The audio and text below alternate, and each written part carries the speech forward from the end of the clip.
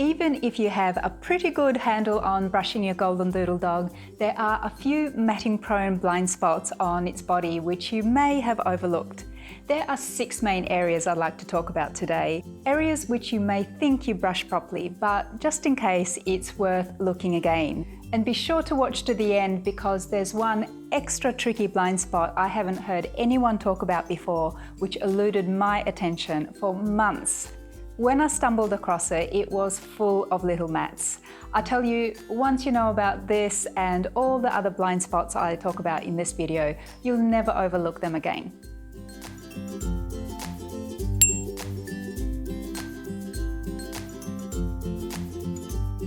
Hi, I'm Joanna here with Sophie. Welcome to my Golden Doodle Diary, the channel all about golden doodles or groodles and doodle dogs really. Consider subscribing if you'd like to join our pack. So I've volunteered Sophie to be our demonstration model. We'll look at those matting-prone blind spots, by which I mean those nooks and crannies on a dog which may habitually get missed during brushing and get full of mats.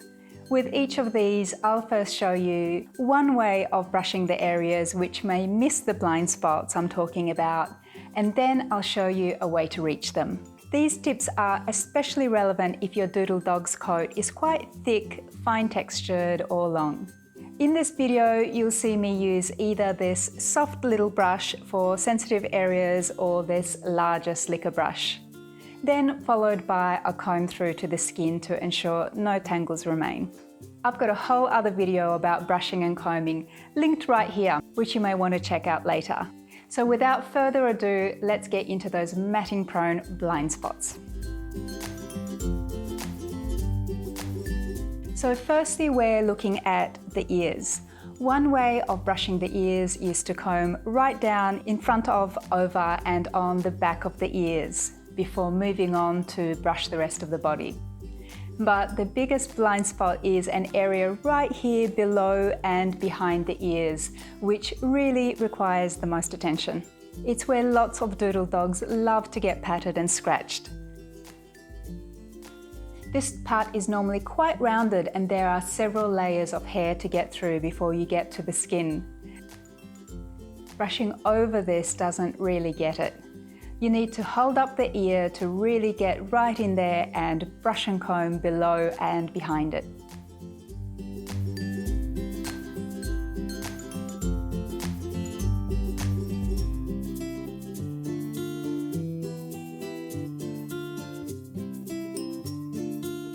The next area is the neck, where dogs wear their collar. As they move around, the rubbing of the collar against the coat can result in a lot of matting, especially on a fine puppy coat. So instead of brushing with the collar on and going more or less around the neck like this, it's important to frequently take the collar right off and give the neck a good brush through. The other important thing is to lift the dog's chin up to get right into that little blind spot below the chin and down the throat area, which tends to mat the most.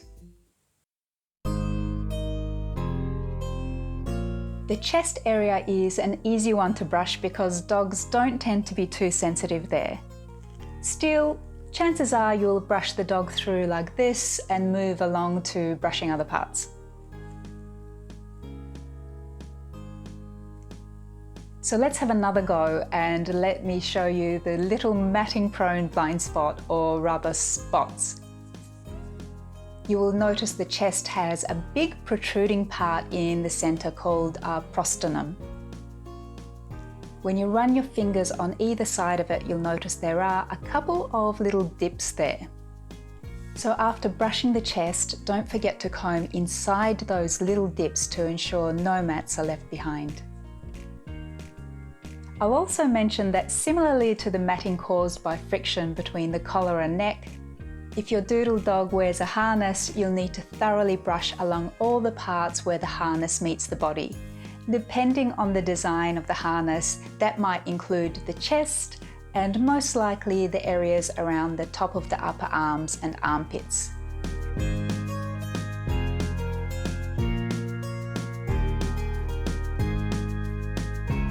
So yes, armpits. I find it easiest to brush the armpit area when the dog is lying down on its side.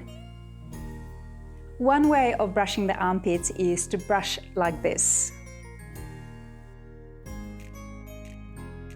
But if you only do it this way, you're missing the blind spot, which is the actual armpit itself.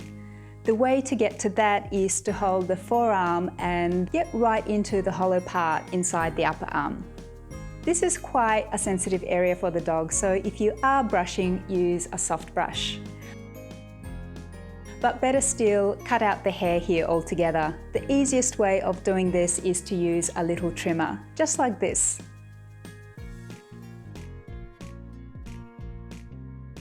Because there's no real need to have hair there. It can't be seen anyway.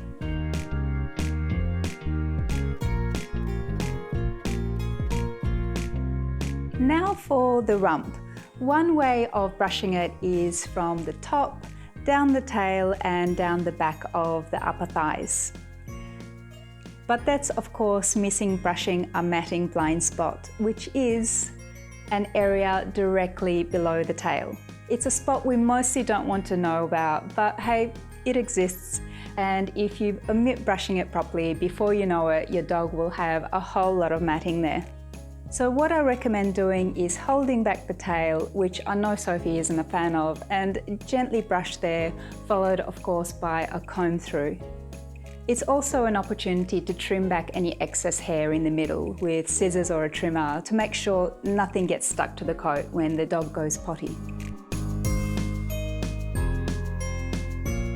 And last but not least are the front and back feet, or paws. Here is one way of brushing. But if you do it only this way, there are actually two blind spots you're not getting to. The first is right here inside the paws, between the pads where hair grows long. This hair tends to catch any seeds and burrs and can easily develop mats. Just like with the armpit area, it's a good idea to keep the pads hair-free by cutting or trimming back the hair in between. And finally, the last part I mentioned before that eluded me for a long time, only because I never thought to check it, is this: the webbed area in between the digits or the toes. More specifically, this is about monitoring what's happening with the hair in there. Sophie was more than 6 months old by the time I discovered it, but I had never heard anyone talk about it before. So when I stumbled upon a small but tight little mat which she had between two of her toes in one of her paws, I then checked on all her paws and realized there was matting in between all her digits. So effectively, it kind of fused her toes together, limiting the range of movement of her feet. Suddenly it dawned on me why the classic clip for poodles involves shaving the whole foot altogether, and why this is a matting problem area for doodle dogs whose feet are kept long and teddy bear-like. Now these mats are tiny, so the way I look for them is to part the toes and gently run a comb perpendicularly inside. And if the comb catches on something, it means that there's a mat there. My inclination is to trim or cut the hair in between the digits rather than battle with brushing mats out of the sensitive area. So if you don't already monitor this and all the other blind spot matting areas I mentioned in this video, I hope they get on your radar so that your golden doodle dog is kept beautifully maintained and mat-free. And if you haven't already seen it, check out the video I made about brushing and combing in tandem to prevent matting.